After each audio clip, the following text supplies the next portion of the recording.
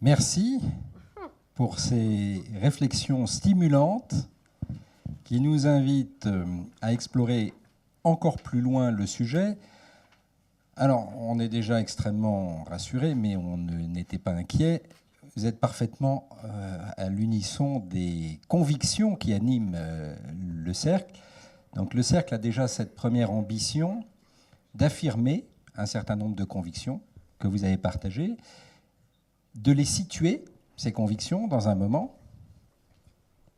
On est en plein dans le sujet, et de proposer des moyens pour rendre cette utopie, telle que vous l'avez souligné, Axel Kahn, inscrite dans la société de manière qu'elle soit opérante.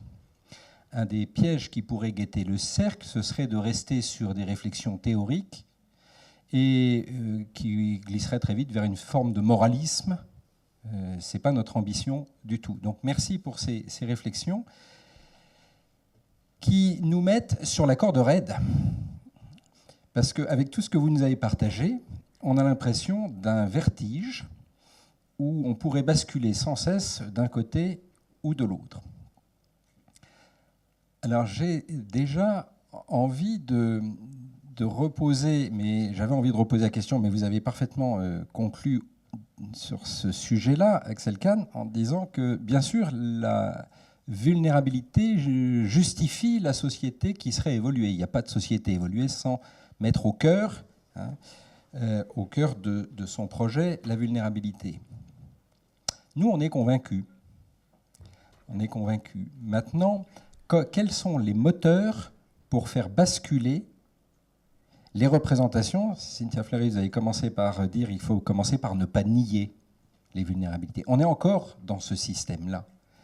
Vous voyez, notre ambition ici, c'est de sortir de cet entre-nous qui nous rassemble dans nos certitudes, nos convictions. Comment faire en sorte qu'aujourd'hui, quelque chose puisse basculer pour que les vulnérabilités ne soient pas d'abord considérées comme une négation, observées objectivement, mais très vite censurées ou très vite transformées pour faire en sorte que les gens vulnérables le soient moins.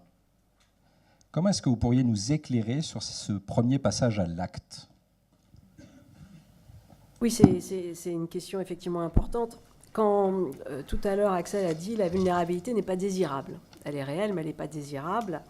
Et on voit très bien qu'indépendamment des idéologies qui sont dans nos sociétés, il y a certes des idéologies qui sont plus, encore une fois, rationalisantes, portées par la question du profit, de la performance, etc. Mais toutes les sociétés, de toute façon, ont un rapport à la vulnérabilité qui est un rapport d'autoconservation et de se mettre à distance. Et je voulais dire que, par exemple, la question de la professionnalisation de l'aide me paraît être un des circuits les plus importants. Pourquoi ? Parce que alors je ne dis pas qu'il ne faut pas qu'il y ait des aidants, etc., mais on connaît très bien la vulnérabilité est une forme de radiation, si vous voulez, au sens où elle a un énorme impact. Et donc, quand vous êtes le premier aidant de quelqu'un et pour qui la vulnérabilité de cette personne vient bien évidemment irradier sur vous, il y a tout ce qu'on appelle le traumatisme vicariant, ce qui fait que la première vulnérabilité va venir renforcer, et vous qui n'êtes pas au départ vulnérable, vous allez devenir vulnérable. Et donc, on voit très bien qu'une manière déjà de calmer ça, c'est de professionnaliser. Et c'est de faire monter en compétences, et c'est de créer des vraies filières qui attrapent la vulnérabilité comme un problème mathématique, et qui se mettent à distance de cet affect parce que précisément elles vont pouvoir modéliser. Elles vont pouvoir modéliser et elles vont pouvoir, et là au contraire, la modélisation adore, si j'ose dire, les idéotypes. Ça veut dire quoi les idéotypes ? C'est-à-dire qu'on ne modélise pas quand on réfléchit sur une vulnérabilité de migrants, on ne modélise pas quand on réfléchit sur une vulnérabilité de polypathologique, on ne modélise pas, etc. Alors ça a l'air très déshumanisant comme ça, mais en fait c'est une manière, quand même, d'attraper la spécificité d'une vulnérabilité, et deux, de protéger aussi ceux qui pourraient être... voilà. Alors, je ne dis pas que ça change toutes les représentations, mais ça permet aussi, si vous voulez, de montrer que la vulnérabilité n'est pas irréversible. Ça permet, parce que le déni, il se construit aussi sur la peur, que ça vienne nous affecter comme un délire fantasmatique, et donc on se tient à distance du vulnérable parce qu'on n'a aucune envie de devenir vulnérable soi-même, on a l'impression que c'est contagieux, et donc déjà, voilà. Et donc, si on commence un petit peu à voir, je dirais, à techniciser, même si encore une fois ça a l'air un peu déshumanisant, ça nous permet de faire un pas de côté et de dire, après tout, c'est un moment. C'est un moment et il faut que ce soit qu'un moment. Et donc l'enjeu, c'est que la société utilise collectivement toute son intelligence pour dire, tiens, comment ce qui paraît au départ ne pas être un moment, et ce qui paraît être structurel parce que la finitude, parce que ceci, parce que cela, en fait, on en fait un moment et on en fait une traversée. Et donc l'enjeu, c'est cela. Bon, maintenant, une fois qu'on a dit ça, il faut organiser. Et donc, c'est pour ça que des lieux comme ça, qui remettent, je trouve, le point sur l'invention, sur l'ingénierie collective pour attraper cette question, me paraît absolument important, et pas simplement le grand déclaratif de la morale, qui, bien sûr, est une chose importante. C'est évident que c'est aussi en discutant les uns avec les autres, en permettant à la vulnérabilité d'être accueillie de façon plus culturelle, etc. Mais ça, je dirais, c'est un chemin plus long. Mais sur un chemin un petit peu plus efficace, j'aurais tendance à aller vers voilà, une montée en diplomation, en professionnalisation, en technicisation, et d'une certaine manière en marché, mais pour des raisons différentes. C'est-à-dire que oui, le marché sur les questions économiques, et moi le marché parce que très souvent, derrière le marché, il y a des réalités d'innovation. Je suis à peu près sur la même longueur d'onde que Cynthia, donc je répondrai plutôt dans un autre registre. En commençant par affirmer avec force, un peu de provocation, mais surtout de la force, la finalité plutôt que l'utilité. Je veux dire que l'élément fondamental est le statut de la vulnérabilité des personnes que l'on va chercher à protéger de ce à quoi elles sont vulnérables. Va-t-on le faire parce qu'il est utile de le faire, ou va-t-on le faire parce que telle est une des finalités de la société? Et pour moi, l'élément totalement essentiel est que là, je l'ai dit tout à l'heure, est l'une des finalités essentielles d'une société qui simplement n'est point justifiée sans cela. Et à ce titre, il faut faire un détour par les grandes théories économiques, puisque le grand tournant au niveau des applications politiques des années 80, au point de vue sciences économiques, incontestablement, ont remis en question la notion de la finalité. Je me situe dans le registre de la pensée libérale. Il y a depuis l'origine de la pensée libérale au XVIIe et au XVIIIe siècle deux grands courants d'origine en réalité. L'un qui considère que la société libérale correspond à l'homme tel qu'il est, au droit naturel de l'homme tel qu'il est, être de nature, et qu'on ne peut pas les méconnaître pour avoir les moyens d'atteindre ces objectifs, certains de ces objectifs étant notamment, effectivement, de répondre à tous les défis que le marché ne peut pas appréhender. Même si ses descendants n'ont pas fait cela, dans la pensée d'un Adam Smith, qui était un moraliste avant que d'être un économiste, cela est parfaitement clair. Il a écrit 10 ans avant son ouvrage fondateur de libéralisme, il a écrit des sentiments moraux. Tout le monde se le rappelle. Et puis, il y a un autre courant qui s'est tout à fait structuré à la fin du XIXe siècle, qui est l'école dite néoclassique. Cette école néoclassique qui prend au darwinisme le refus de toute téléologie. L'économie n'est pas beaucoup plus qu'un phénomène de compétition dans un monde de nature, et de fait, l'homme fait partie d'un monde de nature, avec la survivance du plus apte. Et l'évolution, et c'est la grande caractéristique par rapport à tous les créationnismes, l'évolution n'a aucune téléologie, elle n'a aucun but. elle garde ce qui fonctionne. Et à partir de ces trois écoles originaires de l'école et de la pensée néoclassique, on en arrive à considérer que pour ce qui est de l'économie elle-même, elle ne doit se fixer aucun autre but que le succès de l'économie. Le XXe siècle est compliqué parce qu'évidemment, il y a la rivalité avec le communisme, il y a les guerres mondiales et où on est forcé d'assigner des buts à l'économie, et ça va être toute la période d'un libéralisme à nouveau téléologique, c'est-à-dire le libéralisme keynésien et celui du New Deal de Roosevelt. Mais en 1980, une conjonction politique fait que les deux plus puissants leaders politiques du monde occidental, Margaret Thatcher et Ronald Reagan, déclarent leur flamme définitive pour cette vision néoclassique de l'économie. Et là, on est au cœur du problème. Et on est au cœur également de la critique amicale que je faisais, quel rôle pour les vulnérabilités dans une société évoluée. Pour moi, ce n'est pas qu'elles aient un rôle, c'est que c'est l'objectif de la société évoluée. Et c'est ce qui fait qu'elle peut se dire réellement évoluée. Et en effet, le grand danger aujourd'hui, d'une certaine manière, c'est de faire dépendre le soin que l'on accorde à la solution, à la fragilité des êtres vulnérables, en fonction de leur utilité et de leur inscription dans un dessein dont le but in fine est tout de même le succès de l'économie. Alors, je suis loin d'être un iréniste, naïf, utopiste. Et bien évidemment, la réalité, le réalisme, le souci économique fait partie de tout. Mais il n'est que le souci d'un moyen d'une parfaite efficacité.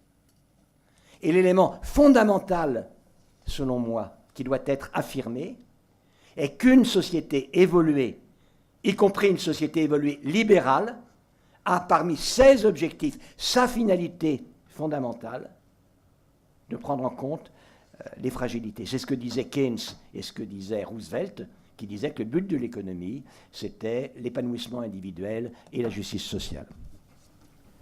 Oui, je voulais juste effectivement être dans le même sens, c'est-à-dire qu'en fait, on doit toujours, et je pense que vous savez très bien ça, c'est-à-dire qu'on cumule en fait différentes approches. Vous avez une approche éthique, finaliste, kantienne, voilà, qui consiste à dire, et quand j'ai dit tout à l'heure en entrée de jeu que la norme de l'état de droit, c'était la vulnérabilité, c'était, voilà, ça renvoie à, ça n'a de... effectivement, ce qui vient poser le caractère évolué d'une société, le caractère qualitatif d'une société, c'est la manière dont elle traite, avec dignité, humanité, fraternité, le plus vulnérable. En tout cas, l'état de droit, c'est son ambition politique. Bon.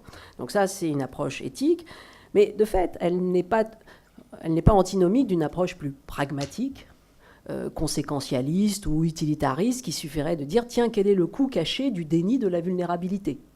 Puisque, de fait, cette vulnérabilité, quand elle est niée, elle se reporte ailleurs. Et donc, la société la paye différemment. Alors, je ne dis pas que c'est la seule approche, c'est une approche plus instrumentale, mais c'est une approche qui sonne souvent aux oreilles des uns et des autres. Donc, vous avez cette approche plus pragmatique, et puis vous avez une approche plus pédagogique, plus littéraire, plus symbolisante, qui est, tiens, comment enseigner une autre manière de voir la vulnérabilité et de ne pas considérer que cette vulnérabilité n'est que déficitaire, mais qu'elle est le lieu d'une épreuve et donc d'une métamorphose. Et donc, c'est ce que j'ai appelé le système capacitaire, mais prenons Proust. Bon, Proust était le plus grand malade et le plus grand asthmatique que la Terre ait porté. Ça ne veut pas dire que tous les asthmatiques sont des grands écrivains, mais ça veut dire qu'au minimum, être un grand asthmatique n'empêche pas d'être un très grand écrivain. Donc, etc., etc. Et donc, vous avez des parcours d'exemplarité, de vulnérabilité dans l'art, et qui racontent aussi quelque chose de cette vulnérabilité. Ils racontent que Stephen Hawking, si on veut prendre une vulnérabilité qui était récente. C'est-à-dire des vulnérabilités qui ne sont pas, encore une fois, il ne s'agit pas de les ontologiser en disant c'est parce qu'il est vulnérable qu'il, mais en revanche de dire tiens, il s'est joué à un niveau de symbolisation, malgré cette vulnérabilité, et peut-être Pas tout à fait malgré, mais avec. Et à ce moment-là, ça raconte aussi quelque chose de notre rapport aux vulnérabilités des grands musiciens qui étaient l'un sourd, l'autre handicapé, etc., etc. Et qui montre que, bien évidemment, ça rend encore plus compliqué, mais ça raconte aussi quelque chose de notre humanité. Donc on voit très bien que ces trois approches-là, elles nous permettent aussi de comprendre un peu différemment cette notion de vulnérabilité. Très bien. Moi, j'ai une question en forme un peu de provocation, mais il en faut bien. Alors, je note juste que on a quand même beaucoup évoqué les questions économiques. Dans l'occurrence, on a parlé d'économie de marché, on a parlé de richesse, etc. Ce qui, à un moment donné, peut aussi amener à quel sens, finalement, poursuit une société évoluée, mais c'est une question un peu périphérique.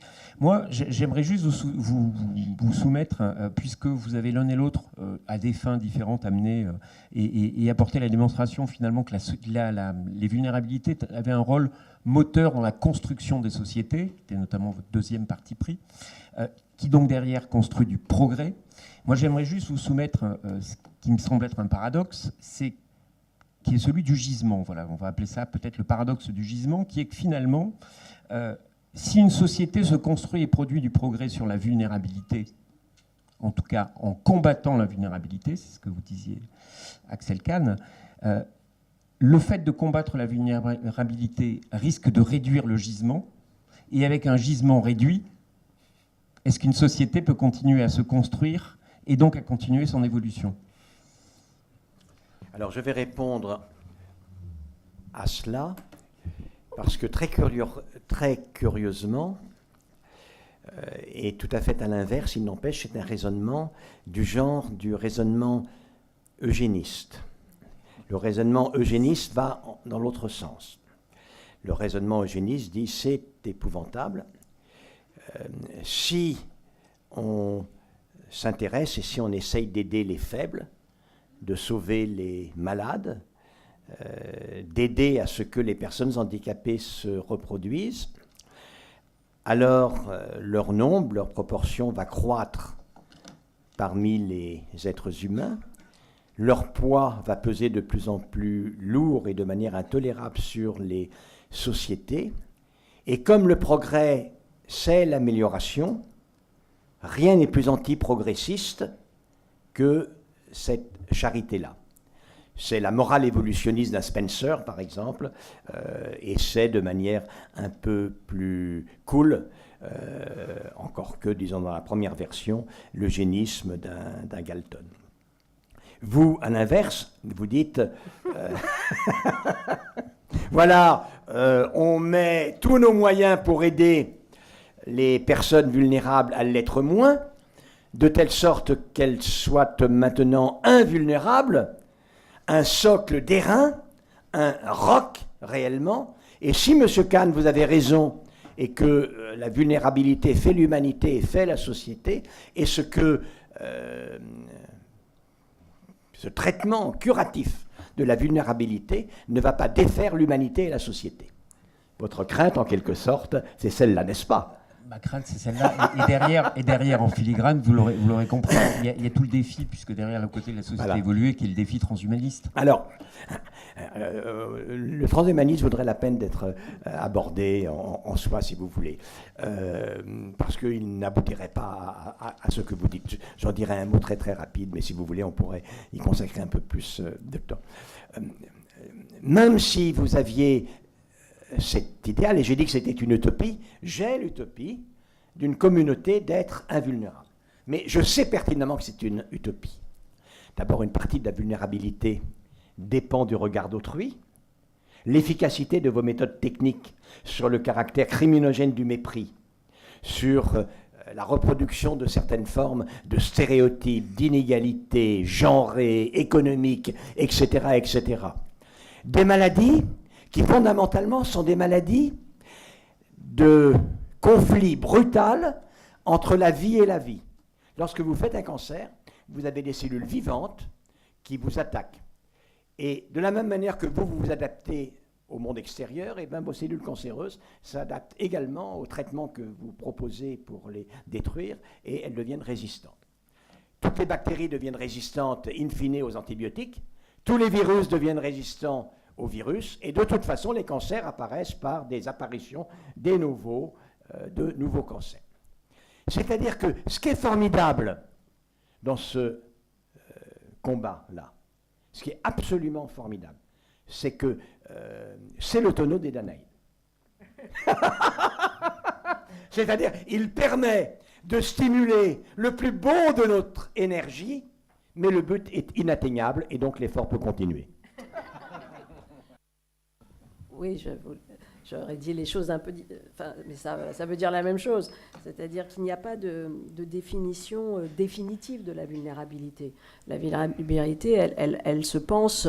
Alors, il y a une question, c'est vrai, ontologique, par exemple, concernant l'homme, qui est celle, par exemple, de la finitude. Et donc, ça nous renvoie à la question transhumaniste. Et voilà, bon, ça, on peut la développer plus après.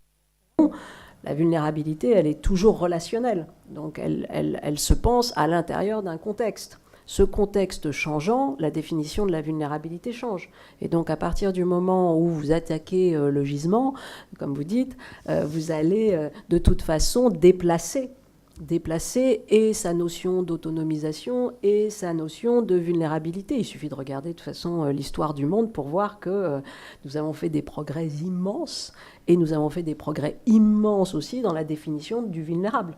Bon, donc là-dessus, je pense pas. En revanche, vous avez une autre question qui est celle effectivement du fantasme transhumaniste et où il y a une vraie opposition de principe, parce que si tout à l'heure Axel disait la vulnérabilité n'est pas désirable, on doit lutter contre, il n'a pas dit qu'il fallait l'éradiquer. Bon, en tout cas, j'ai bien compris. Hein, voilà. Ce n'est pas le discours transhumaniste au sens où le discours transhumaniste pose que être un homme, ce n'est pas obligatoirement avoir des limites structurelles. Être un homme, ça peut être quelque chose qui se sépare de cette idée d'avoir des limites structurelles. Nous n'avons pas, en tout cas à présent, conçu notre humanité comme ça. Nous avons produit notre humanité comme une symbolisation et comme une sublimation d'une limite structurelle. Et donc, de fait, on est en droit de se poser la question, de se dire, tiens, qu'est-ce que c'est être humain sans limite structurelle ? Si vous voulez, ça me donne l'occasion de faire un petit détour par le transhumanisme. Ça n'est pas totalement inintéressant. J'en dirais pour ma part deux choses. En grand résumé, car évidemment ce peut être le sujet d'un débat entier. En grand résumé, une partie de ces dessins sont sots, et l'autre partie de ces dessins, en réalité, augmente considérablement la vulnérabilité sociale. Commençons par les dessins qui sont totalement sots. Prenons l'exemple des deux petites filles, Nana et Loulou, qui ont été traitées, qui sont les deux petites filles, les premières petites filles transgéniques, qui ont subi une édition de précision de leur gène codant le récepteur CCR5 par lequel entre le virus du sida. Yi Zhongqi, le collègue chinois, a dit, ben voilà, ces petites filles ont un papa qui est séropositif et j'ai voulu les protéger contre l'infection par le virus du sida. Si cela avait été mes enfants, et moi-même si j'avais été séropositif, je l'aurais fait tout aussi bien. On peut très rapidement exécuter cette affirmation à deux niveaux. C'est scandaleux et c'est idiot. Pour quelle raison c'est scandaleux ? C'est que aujourd'hui, des hommes séropositifs n'ont aucune difficulté pour être papa, sans menacer ni la maman, ni les enfants. Cela passe par... Ils sont traités, ils ont un taux, une charge virale extrêmement basse, mais néanmoins, on fait un lavage du sperme et on fait une injection intra-ovocytaire, intracytoplasmique du spermatozoïde, une ICSI, qui est d'ailleurs la méthode courante aujourd'hui d'assistance médicale à la procréation, de fécondation in vitro, et il n'y a, comme je vous ai dit, aucun risque. Et donc, c'est scandaleux, c'est que s'il y avait un risque de transmission de la maladie du père aux filles, c'est que le père aurait l'intention de violer ses filles, car c'est une maladie sexuellement transmissible. Donc on va jusqu'au bout, c'est évidemment... Alors il n'a pas été pensé si loin naturellement, je ne fais pas du tout de procès d'intention, mais pour vous dire combien c'est d'un haut niveau de stupidité. Autre niveau de stupidité, on veut rendre les humains, et là on est au cœur de notre projet, on veut rendre les humains invulnérables aux menaces de l'environnement, en l'occurrence à l'infection par un virus. Formidable. Sauf que, imaginons que l'on ait poursuivi ce but en 1950. À quoi se serait-on employé de rendre invulnérables les lignages créés? Évidemment au virus de la polio et au virus de la variole, qui ne sont plus du tout des menaces. Dans 1 ou 2 générations, il y a toutes les raisons de penser que le virus du sida ne sera plus une menace. Imaginez rendre une personne invulnérable à un environnement futur qu'on ne connaît absolument pas est une totale défaite de l'esprit et du bon sens. L'autre élément, pour quelle raison le transhumanisme dans son dessein même, s'il arrivait à atteindre ses objectifs, créerait-il une très grande vulnérabilité? Nous l'avons dit à travers le regard de l'autre, il n'y a pas de plus grande vulnérabilité que celle qui est créée par les situations d'inégalité, d'injustice et d'inégalité. C'est la raison pour laquelle nous autres médecins, on essaye de transformer des gens affaiblis, malades, en gens sains, de manière à contrecarrer une inégalité de nature. On essaye de compenser toutes les formes de handicap. On essaye, on le fait insuffisamment, mais de venir en aide à des gens qui ont une difficulté économique par le microcrédit, par 1000 moyens, par la charité, par une aide à la création d'entreprises volontaristes, etc., etc., pour essayer ici de contrecarrer une inégalité sociale, non pas de nature. Dans la mesure où les méthodes utilisées, évidemment, il ne saurait être question de transformer l'humanité, mais de transformer des lignages. Le transhumanisme qui ferait apparaître des lignages de personnes soi-disant améliorées, je ne sais pas ce que ça veut dire, mais soi-disant améliorées, non seulement cesserait de se fixer comme objectif de réduire les inégalités, notamment de nature, mais il en créerait de nouvelles. Facteur d'engendrement de fulgurantes tensions. Voilà. Et donc, pour ce qui est du transhumanisme, on peut parler de la vulnérabilité de la société en laissant de côté le transhumanisme.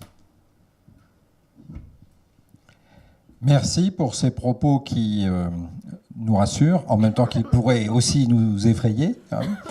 On va vous donner la parole pour que vous puissiez intervenir aussi. Jérôme Gatch.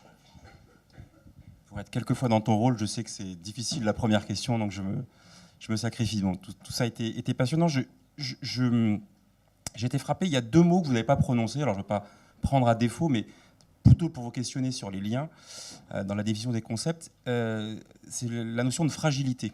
Le terme n'a pas été prononcé une seule fois, ou alors j'ai pas été assez attentif, ou alors pardon, je vais faire le lien. C'est peut-être moi qui n'ai pas été assez attentif, mais vous aviez envie de dire quelque chose sur la fragilité. J'avais envie de parler de la fragilité, voilà. Parce que c'est, pour ceux qui s'intéressent notamment à ce concept tel qu'il est parti du monde de la gériatrie, de la gérontologie, c'est-à-dire dans une approche clinique pour après faire irruption dans le champ de la santé publique et plus largement des politiques publiques. En tous les cas, on est quelques-uns à espérer qu'il rentre dans le champ des politiques publiques parce qu'il est celui qui permet d'intégrer la dimension de prévention, et c'était aussi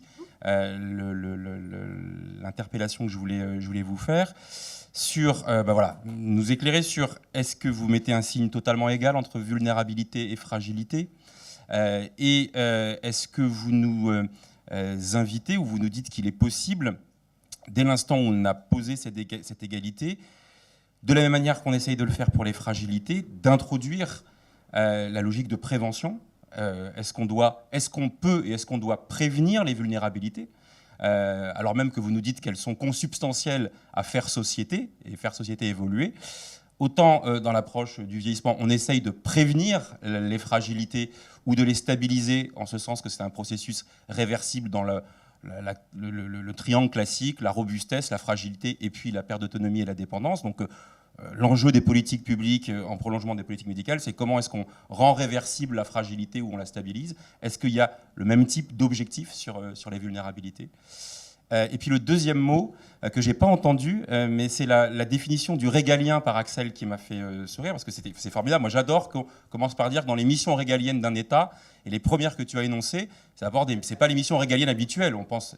Après, tu as dit la sécurité, la défense, tu n'as pas dit la justice, ça a commencé par le régalien social. Moi, je rêverais que le social... Parce que pour moi, il l'est totalement, comme je l'ai dit. Je sais qu'on partage cette exigence, mais elle n'est pas toujours le cas dans les conceptions. Mais c'était vrai chez Adam Smith déjà. Hein. Ouais, mais c'est moins vrai dans la formation des gouvernements ces derniers temps. C'est-à-dire que les gens se battent pour être pour la raison que j'ai dite. Pour être ministre régalien, justice, sécurité ou défense, et moins pour être ministre des Affaires sociales. Et je ferme la parenthèse, mais du coup j'ai perdu le fil. Oui, et donc c'est le concept d'insécurité. Voilà. Donc voilà, d'un côté fragilité, vulnérabilité, et de l'autre insécurité, en l'occurrence insécurité sociale à la Robert Castel. Est-ce que vulnérabilité égale insécurité? Voilà. Chère Cynthia. Pardon. Alors, moi j'ai commencé mon propos par la différenciation fragilité-vulnérabilité, et en même temps, je me suis très très vite dessaisie, je trouve, de ce débat qui a certainement sa valeur, mais je ne veux pas dire que j'assimile absolument fragilité et vulnérabilité. J'ai dit que la vulnérabilité, j'avais le sentiment que se jouait aussi quelque chose d'une interaction avec l'environnement plus fort. Mais encore une fois, un environnement peut vous rendre fragile. Donc, sincèrement, je sais qu'il y a des grands théoriciens de cette différenciation. Moi, elle me parle peu. En revanche, ce qui me parle, c'est la logique de prévention et c'est les indicateurs qui aujourd'hui, on en a, qui sont là pour précisément établir à la fois du signal faible à quelque chose de plus tangible, un rapport de prévention. Et de fait, nous avons une culture préventive en France absolument nulle, pour le dire gentiment. Donc, et qui est lié précisément à cette question du déni aussi, qui est qu'on pense que la façon peut-être la plus efficace de se prémunir de quelque chose, c'est de l'ignorer. Je ne sais pas, mais enfin, il y a cette vieille idée qui fait que, bon, et bien évidemment, non. Donc nous, tout à l'heure, on a parlé de l'avis 128. Dans l'avis 128 au CCNE sur... les enjeux éthiques du vieillissement, on a un très très gros chapitre sur la culture de prévention et comment le troisième âge, entre guillemets, vers 50 ans, 60 ans, doit se saisir, entre guillemets, de cette question pour éviter qu'il ne se saisisse de cette question à 80 quand, précisément, il n'a plus les moyens d'assumer, etc., etc. Donc, on est d'accord sur cette logique de prévention qu'il faut absolument mettre à sa place. Et puis après, sur ces logiques d'insécurité sociale, on a parlé de vulnérabilité sociale, de précarisation sociale, on a parlé du coût caché aussi. Alors là, je ne parle pas du coût caché en termes économiques, je parle du coût caché en termes de santé mentale des individus. De maladies.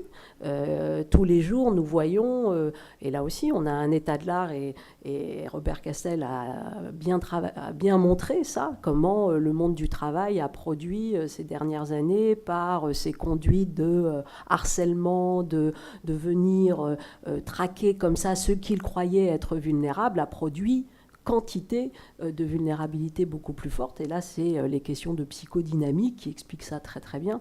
Donc, sans avoir développé ça, et je suis passée un peu vite là-dessus, je suis tout à fait en accord avec ça. Moi, je serais très très bref sur la question de la vulnérabilité et de la fragilité et du comportement par rapport à l'un et à l'autre. J'aime, lorsque je reçois et que je dresse la table, mettre des coupes à champagne et des verres en cristal. parce qu'ils sonnent clairs, ils brillent, ils sont fins. Je les tapote et le son en est cristallin. Ils sont considérablement fragiles et vulnérables.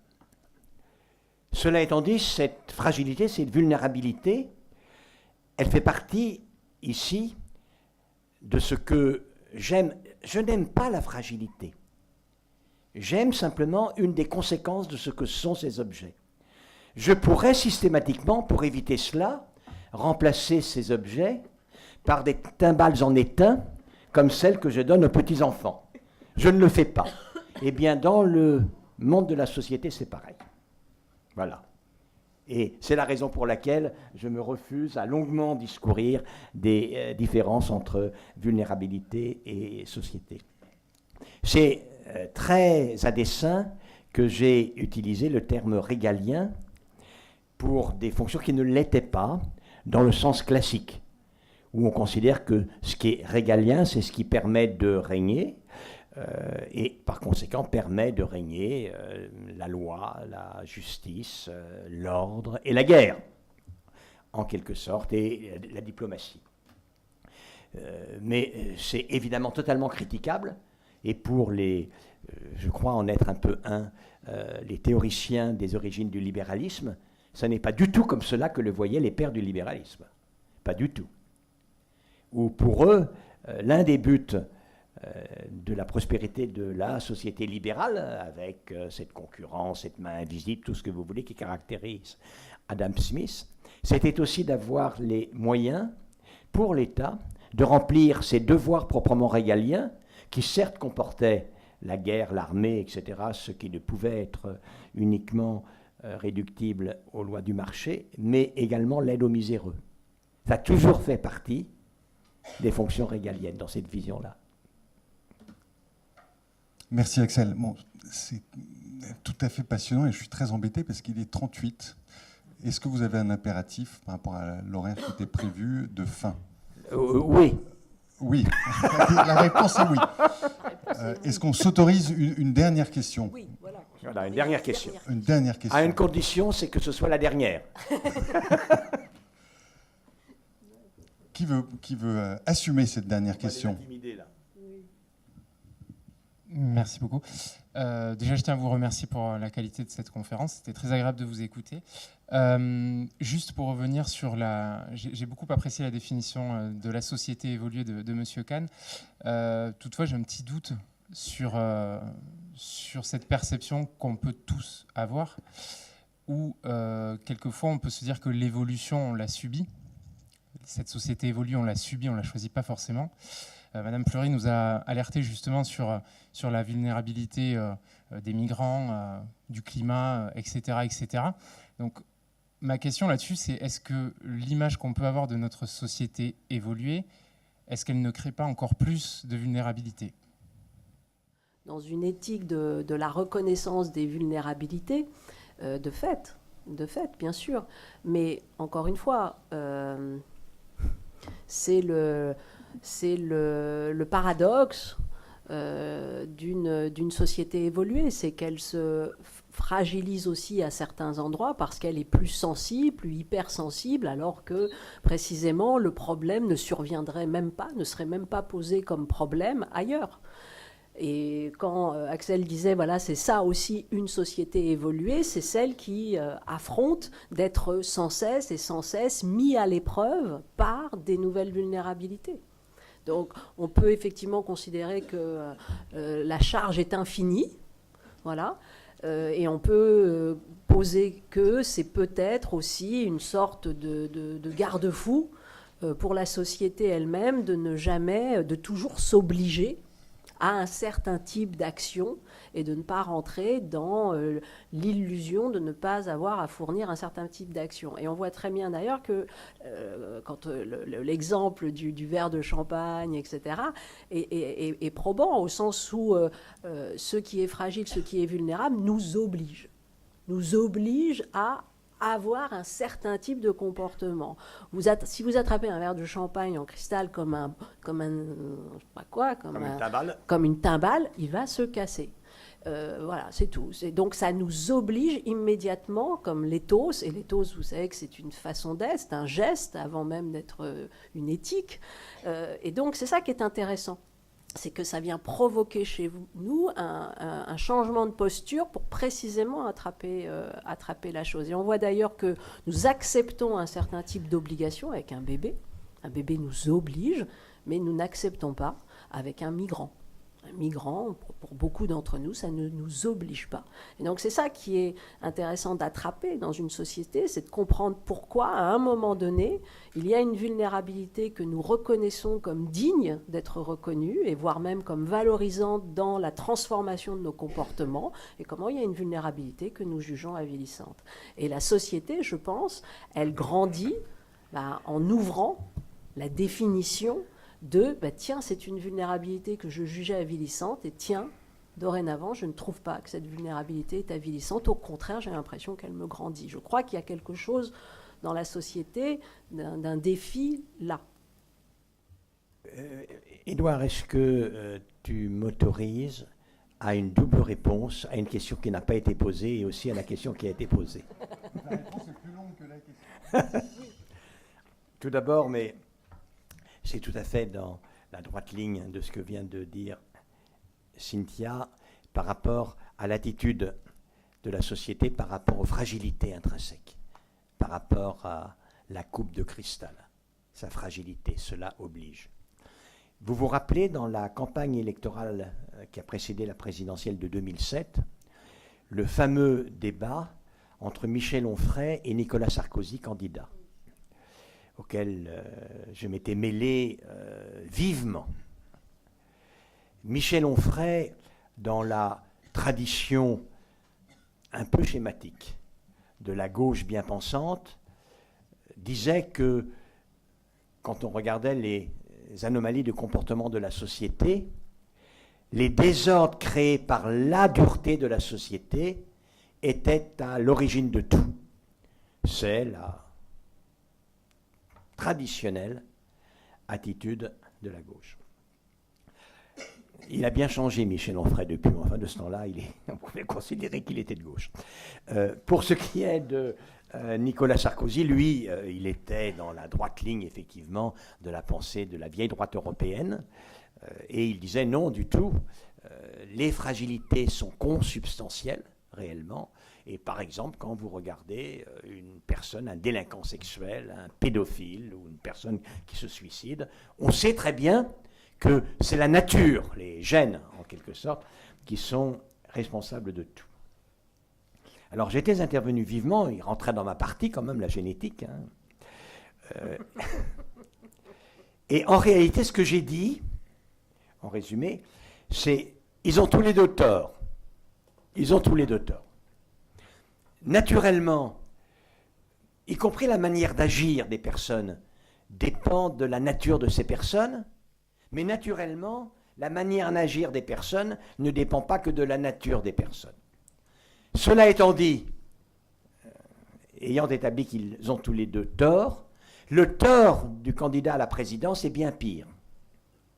Parce que ce que nous dit ce candidat à la présidence, qui va avoir une fonction essentielle dans la régulation de la société, c'est s'il y a des désordres liés aux comportements humains, la société au fonctionnement de laquelle j'aurais présidé ne sera pour rien. Ce sera intrinsèque aux personnes. Quelqu'un qui veut diriger une société ne peut pas dire ça. Il ne peut pas dire ça. Voilà. Et donc, le tort de Nicolas Sarkozy était, en la circonstance, bien plus grave que l'erreur, qu'en était une aussi. Maintenant, pour ce que vous m'avez demandé, on subit l'évolution, qu'est-ce qu'on y peut? Il se trouve, c'est le privilège de l'âge, ça, que j'ai été dans ma vie le parrain de Polytechnique, la promotion 2000 d'HEC, de l'ESSEC, de l'École des Mines, d'Agro, j'en passe, c'était meilleur. Et assez rapidement, alors, je m'étais rendu compte que je me comportais comme un vilain garçon, comme un vilain parrain.